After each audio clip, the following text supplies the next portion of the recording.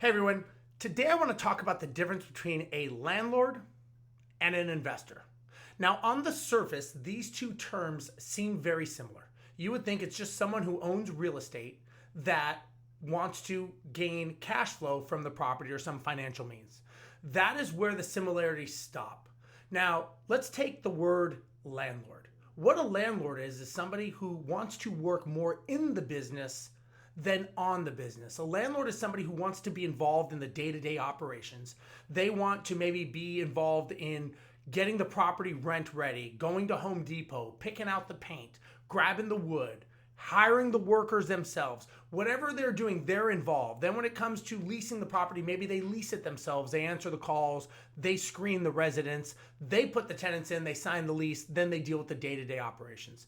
So that's someone who really wants to be intricately involved in the success of the property. And there's nothing wrong when people want to be a landlord, right? You can be very, very successful as a landlord and you can do very, very well.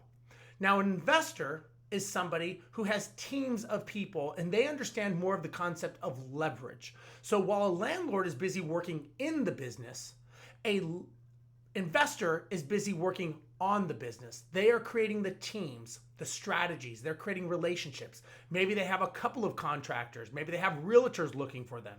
Maybe they have different types of vendors like maintenance on electrical, plumbing, all those things.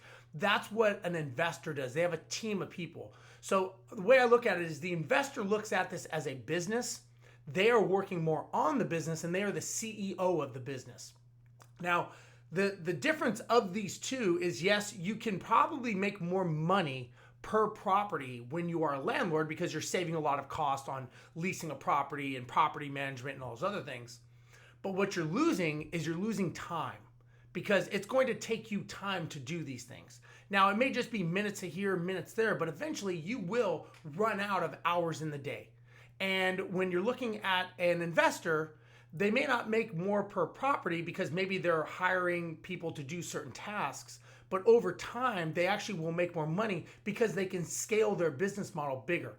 They could buy in different geographic regions, such as different states, maybe even different countries. They can understand long-term wealth and the fact that it's not made just on the monthly cash flow and what they're saving, but they're looking at a bigger picture.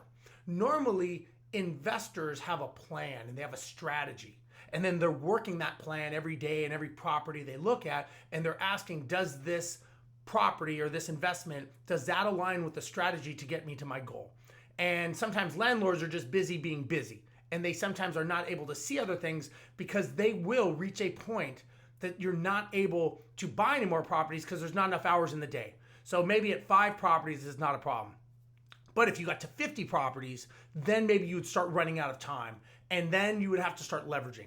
And unless you've been working on creating a leverageable, scalable system, you will never be able to get out of that because you will be so busy being busy, you will not have time to eventually stop because every time you think you're going to get over that hump and you're going to break through, you're just going to have another problem. So again, I would suggest that if you're looking to be a person that's growing their net worth and their wealth in real estate, start looking at it as an investor because that is the true scalable model. And that is the way that you can look at something and go, okay, I can grow this here in another city, another state, maybe even another country based on your strategies and based on your goals.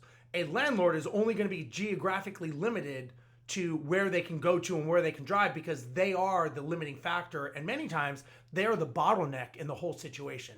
So it's just something to think about and ask yourself, do I want to be a landlord or do I want to be an investor as I grow? And that will help get you on the right path because when you're trying to be an investor, it's going to take a lot more time pre-thinking things than just using your hands and doing things. If you like this information, go to my website, steverozenberg.com. And if you please like, comment, and subscribe below and let me know what you think. Talk to you later. Bye-bye.